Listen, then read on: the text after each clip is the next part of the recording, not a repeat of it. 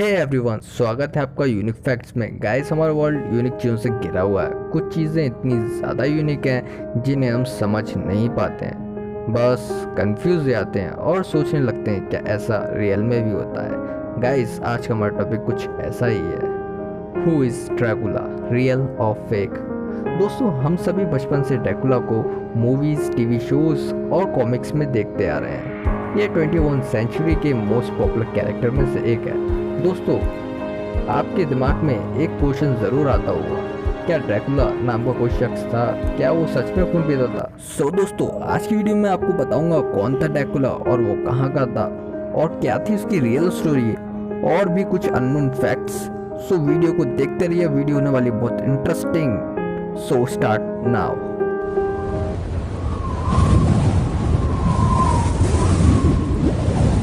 दोस्तों, ये है वैलेड द ड्रैकुला। यही रियल ड्रैकुला था। ये एक एम्परर था। इसका पूरा नाम वैलेड थर्ड द ड्रैकुल था। गाइस, रोमानिया लैंग्वेज में ड्रैकुल को ड्रैगन का बेटा और डेविल भी कहते हैं। इसका नाम इसकी माँ की वजह से पड़ा था। इसकी माँ खुद को ड्रैगन की बेटी समझती थी, इसलिए इसने भी अपने नाम के आगे ड्रैकुल लगा लिया, जबकि रियल में इसका ड्रैकुल से लेना कुछ भी नहीं था और इसलिए ये खुद को ड्रैगन का बेटा कहलवाने लगा। गाइस, इसका जन्म 1428 में रोमानिया के वोल्चिनिया में हुआ था। इसके फादर का नाम वैलेड सेकंड था। उसके फादर वोल्चिनिया के किंग थे। एक बार उनकी लड़ाई ऑटोमन सेना से हुई थी, उसमें वो और उनके बड़े बेटे की हत्या कर दी गई। फिर उसके बाद वैलेड सेकंड के छोटे भाई वोल्चिनिया के संभाला और वहाँ का किंग बन गया। कुछ सालों बाद उसकी भी मौत हो गई ऑटोमन से लड़ाई में। फिर वैलेड द ड्रैकुल को वोल्चिनिया का किंग बना दिया गया। फिर कुछ टाइम बाद उसे हटाकर किसी और को किंग बना दिया।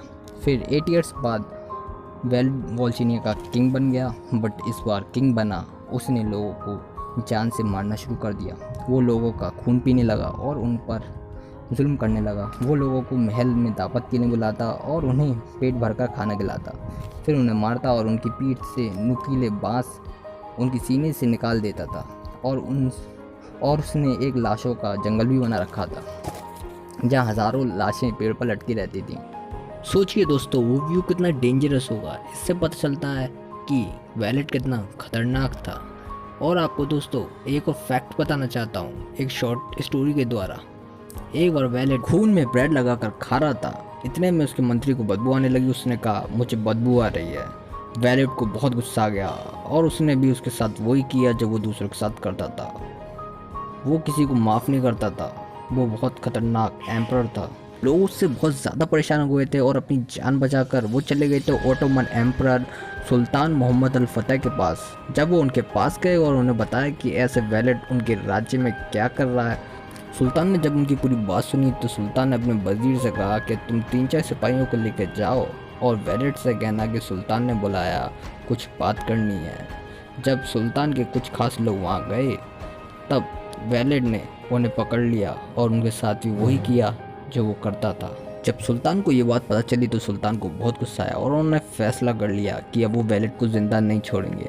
जब सेना बनाकर वैलेड को मारने के लिए सुल्तान निकल गए तो उन्होंने रास्ते में एक जंगल देखा जहाँ 20,000 पेड़ों पर लाशें लटकी हुई थी। वो दृश्य इतना खतरनाक था कि उन्होंने इस बात का जिक्र अपनी किताब में भी किया था। सुल्तान की लड़ाई वैलेड से हुई और वो इस लड़ाई में जीते भी थे। उसके बाद उन्होंने पकड़कर वैलेड को 8 साल के लिए कैद में डाल दिया। 8 साल बाद जब उसे छोड़ा तो सुल्तान ने उसको फिर से एक मौका दिया और उसको दोबारा से वोल्चिनिया का किंग बना दिया गया, मगर वो इस बार भी नहीं सुधरा और उसने फिर से लोगों को मारना शुरू कर दिया। फिर सुल्तान दोबारा से फौज तैयार कर गए और इस बार उसका सिर काट दिया गया। वैलेड के मरने के बाद उसके छोटे भाई को वहाँ का किंग बना दिया गया और इस तरह से इस शैतान का अंत हुआ। इस हिस्ट्री में इसकी दहशत और लोगों को मारने के अनोखे तरीके के लिए जाना जाता है। आगे चलकर बॉम स्टोमन ने इसके ऊपर किताब लिखी और ये कहानी लोगों तक पहुँचाई। ये नोवेल बहुत ज़्यादा हिट हुई और इस पर कई सारी मूवी भी बनी है। दोस्तों, बस आज की वीडियो में इतना ही था।